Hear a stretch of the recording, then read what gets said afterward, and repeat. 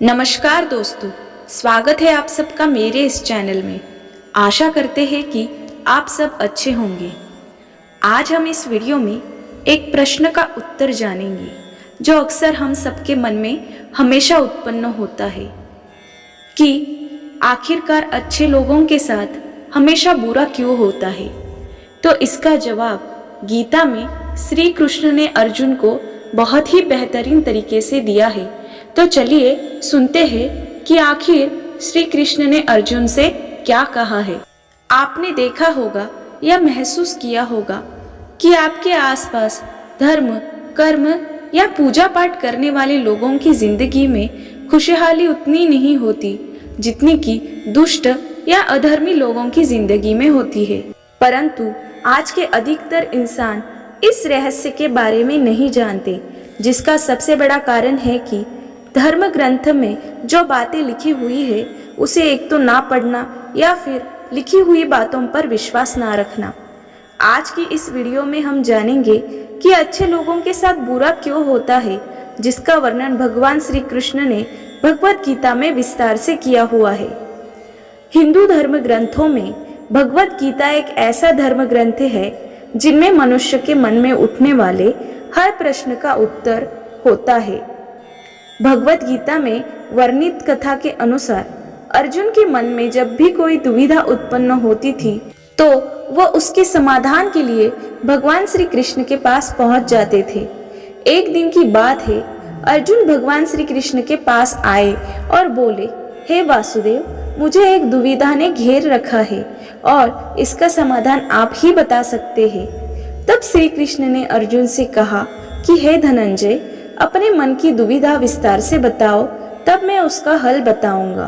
तब अर्जुन बोले, नारायण, कृपा करके मुझे ये बताइए कि अच्छे लोगों के साथ बुरा ही क्यों होता है, जबकि बुरे लोग हमेशा खुशहाल नजर आते हैं। अर्जुन के मुख से ऐसी बातें सुनकर श्री कृष्ण जी मुस्कुराते हुए बोले, हे पार्थ, मनुष्य जैसा देखता है या फिर महसूस करता है, वास्तव में वैसा कुछ नहीं होता, बल्कि अज्ञानता वश में सच्चाई को समझ नहीं पाता। श्री कृष्ण की ये बात सुनकर अर्जुन हैरान हो गए और बोले, हे नारायण, आप क्या कहना चाहते हैं? मेरी समझ में तो बिल्कुल भी नहीं आ रहा है।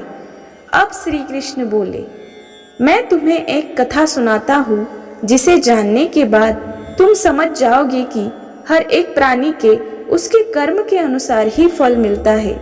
अर्थात जो बुरा कर्म करता है उसे बुरा ही फल मिलता है और जो अच्छा कर्म करता है उन्हें अच्छा ही फल मिलता है, क्योंकि अच्छे कर्म और बुरे कर्म मनुष्य पर निर्भर करता है। प्रकृति हर मनुष्य को राह चुनने का मौका देती है। अब इसका फैसला करना कि व्यक्ति किस राह पर चलना चाहता है, ये उनकी इच्छा पर निर्भर करता है। कथा शुरू करते हुए श्री कृष्ण ने कहा, एक नगर में दो पुरुष रहा करते थे। एक पुरुष व्यापारी था जिसके जीवन में धर्म की बहुत महत्वता थी। वो पूजा पाठ में यकीन रखता था। वो हर रोज मंदिर जाता था और दान धर्म भी करता था और हर रोज भगवान की पूजा करता था। वही दूसरा पुरुष बिल्कुल विपरीत था। वो हर रोज मंदिर तो जाता था, लेकिन पूजा करने के लिए नहीं, बल्कि मंदिर के बाहर से जूते चप्पले चुराने के लिए। उसे दान और धर्म से कोई लेना देना नहीं था। समय बीतता गया और एक दिन बहुत जोर की बारिश हो रही थी। इस वजह से मंदिर में पुजारी के अलावा कोई भी नहीं था। ये बात जब दूसरे पुरुष को पता चली तो उसने कहा कि ये तो सही मौका है मंदिर का धन चुराने के लिए। पंडित से नजर बचाकर उसने मंदिर का सारा धन चुरा लिया। उसी समय धर्म कर्म में विश्वास रखने वाला व्यक्ति भी मंदिर पहुंचा।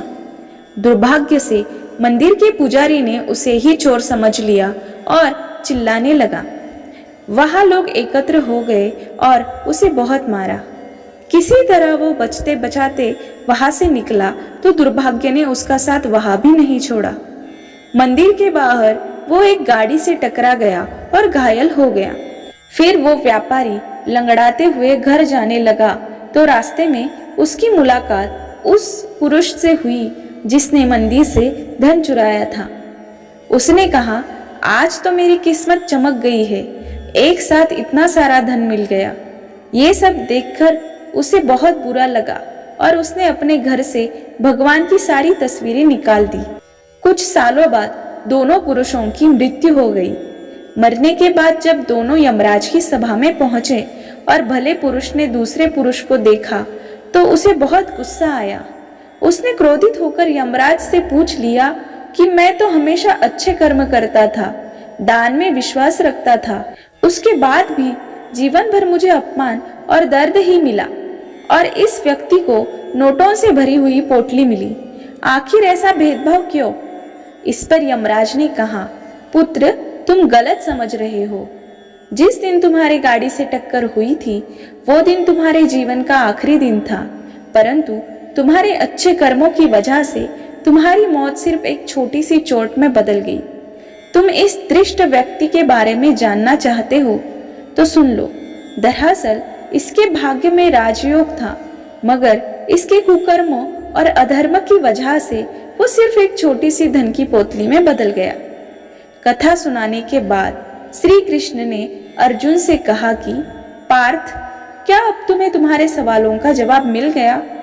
ऐसा सोचना कि भगवान तुम्हारे कर्मों को नजरअंदाज कर रहे हैं, ये बिल्कुल भी सत्य नहीं है। भगवान हमें कब, क्या, किस रूप में दे रहे हैं मनुष्य को समझ में नहीं आता है, मगर आप अच्छे कर्म करते रहो तो भगवान की कृपा हमेशा बनी रहेगी। इसीलिए अपने अच्छे कर्मों को बदलना नहीं चाहिए, क्योंकि उसका फल हमें इसी जीवन में मिलता है।